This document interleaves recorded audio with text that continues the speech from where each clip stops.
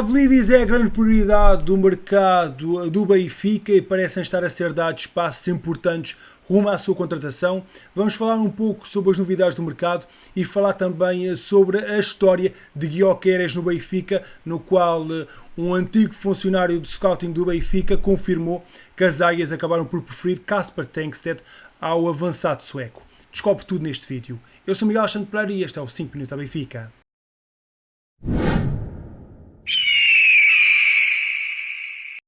O principal alvo neste mercado do Benfica, Vangelis Pavlidis, ponta de lança internacional grego de 25 anos do AZ Alkmaar, continua bem posicionado na lista de reforços do Benfica e os encarnados já terão-se antecipado à concorrência e garantido vantagem junto do clube e sobretudo junto do jogador. A Roma também estava interessada, mas depois de contactar o AZ terá percebido que os valores pedidos pelo emblema de Alkmaar são demasiado altos para aquilo que pretende. Fala-se também do interesse dos italianos da Lazio e do Bolonha, dos alemães do Stuttgart e dos ingleses do Chelsea e do West Ham. Para se precaver deste interesse estrangeiro, o diretor desportivo do Benfica, Rui Pedro Brás, terá procurado antecipar-se por um negócio que pode estar iminente. Depois de uma oferta não oficial de 15 milhões de euros, recusada pelo AZ, o Benfica terá consciência de que precisa de chegar perto dos 20 milhões de euros para conseguir garantir Pavlidis a Roger Schmidt, um jogador que o treinador alemão já queria quando estava a orientar o PSV.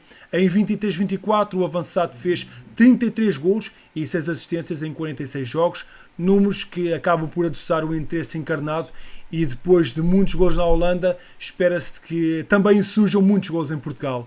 O Benfica também aguarda a resolução da saída de Artur Cabral para fechar esta entrada. Parece que há concorrência forte por Agustín Guiay, um dos nomes apontados a lateral do Benfica. A estação televisiva ESPN Brasil avançou que o Palmeiras, orientado por Abel Ferreira, apresentou uma proposta para contratar o lateral direito do São Lourenço. A mesma fonte revela ainda que o clube de São Paulo ofereceu 6 milhões de dólares, cerca de 5,5 milhões de euros, pelo lateral direito de 20 anos. No entanto, o São Lourenço só está disposto a deixar sair Guiay, que tem contrato até 2026, por uma verba no valor entre os 7 e os 9 milhões de euros. O objetivo de Agustín Guiay também é jogar na Europa. Nápoles e Inter estão interessados e dos laterais direitos que têm sido ligados ao Benfica até agora, este parece ser o jogador mais interessante e aquele que parece ter mais potencial. O valor pedido é talvez um pouco elevado para um jogador que numa primeira fase é para ser alternativo ao titular Bá, mas o jovem argentino tem potencial para se tornar melhor jogador que o lateral nórdico. Já tinha havido vários rumores sobre este assunto, mas agora foi mesmo confirmado.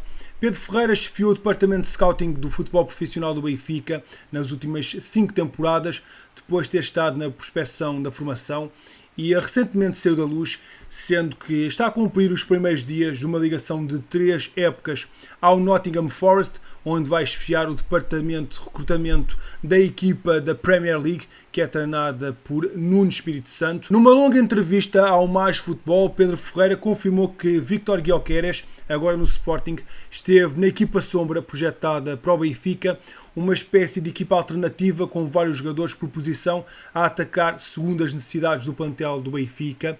Tanto Gyökeres como Jurasek estavam referenciados pelo scouting do Benfica, de acordo com aquilo que nos é pedido. Se o perfil é de um avançado rápido, potente, de ataque à profundidade, de um jogador móvel que possa jogar nos corredores, o Gyökeres entra nesse perfil. Se o perfil é diferente, já não podemos identificar o Gyökeres. Ele estava na equipa sombra do scouting do Benfica, afirmou, referindo que também Kasper Tengstedt, que acabou por ser contratado, também estava referenciado. Questionado sobre se Roger Schmidt preferiu um ao outro, Pedro Ferreira respondeu da seguinte forma: quando se avaliava avançados como se avaliou naquele momento, foram identificados vários perfis e na altura da decisão o Benfica decidiu contratar o Kasper. Não sei responder quantos jogos vimos dele, mas vimos muitos jogos. Era alguém que se destacava no Rosenborg. Depende sempre do perfil que estão a pedir, disse Pedro Ferreira. Antes de ser contratado pelo Benfica em janeiro de 2023, Tengstedt tinha 15 golos e 6 assistências em 14 jogos pelo Rosenborg. Já Gyökeres estava no Converty no Championship e tinha 12 golos e 4 assistências em 29 jogos até o final de janeiro. Tankstedt tinha melhores números na altura, mas também estava numa liga mais fraca. Gyökeres ia obrigar a um maior investimento e o Benfica acabou por preferir um negócio mais barato. Preferiu dar 10 milhões de euros do que 25 e infelizmente o tempo provou que escolhemos o avançado errado de apostar. Nestas equipas sombras feitas pelo scouting, o que não faltam são jogadores de qualidade e outros que não funcionam. Agora o importante é tentar sempre garantir a melhor opção, o que não foi o caso nesta escolha. Um negócio que se pode fazer por números mais baixos do que era esperado. O Celtic há muito que tinha definido que queria ficar com o Paulo Bernardo a título definitivo, mas os 7,5 milhões de euros da cláusula de opção de compra eram considerados elevados para os católicos. Benfica e Celtic estão a negociar o valor da venda definitiva do jogador, que não entra nas contas de Roger Schmidt para a nova temporada e é agora revelado que as águias podem vir a abrir mão da cláusula e deixar ser o médio por um valor um pouco mais baixo. Segundo a versão escocesa do jornal Daily Mail, o Celtic está confiante que pode contratar o jovem médio por 3 milhões de euros, mais 500 mil euros em objetivos. O Benfica deverá assegurar uma percentagem de uma futura venda. Em 23-24, Paulo Bernardo realizou 33 encontros ao serviço do Celtic, com 4 golos marcados e 3 assistências. O preço parece algo baixo, mesmo apesar de ser um jogador que não conta para os planos futuros do Benfica.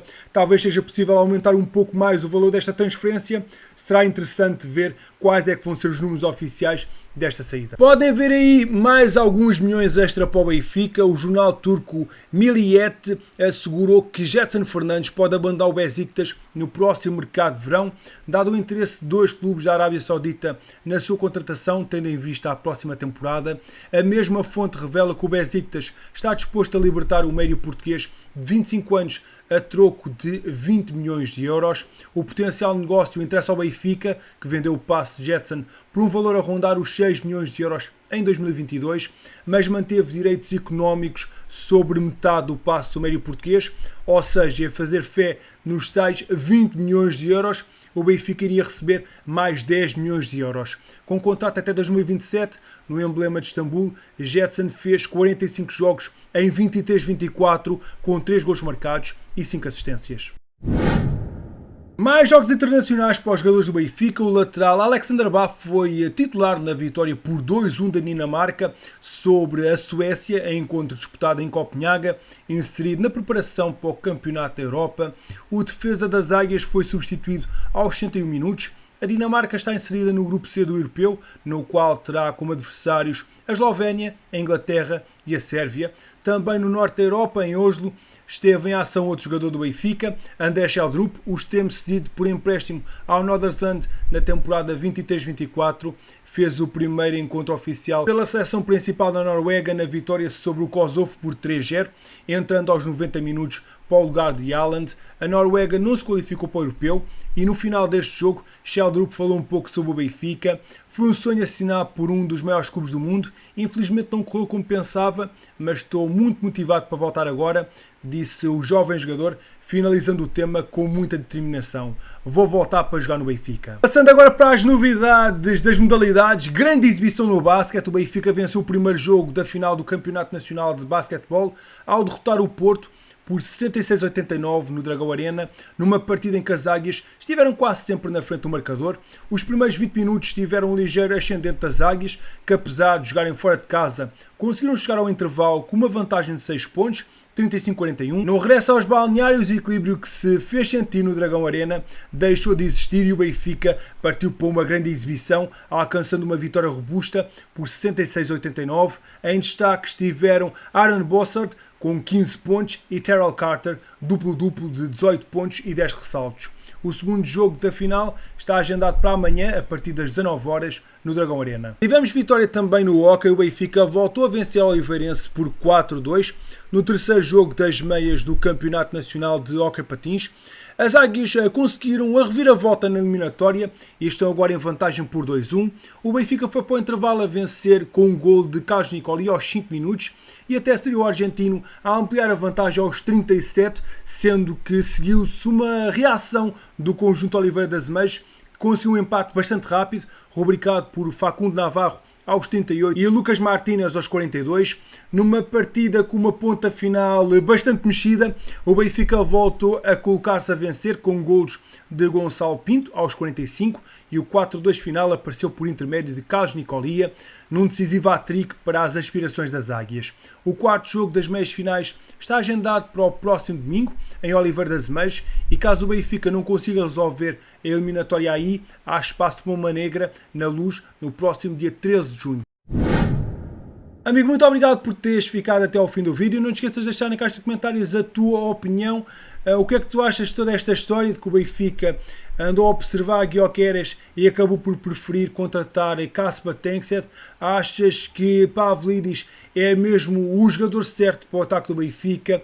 E acreditas que o Benfica deve avançar para Agostinho Guiar para a lateral direita? Estou muito curioso para saber a tua opinião. Não te esqueças de deixar o teu gosto neste vídeo e subscrever o canal caso ainda não tenhas feito e deixa na caixa de comentários hashtag novidades do Benfica. Eu sou Miguel Alexandre Pereira e estes foram os 5 minutos a Benfica. Saudações benfiquistas.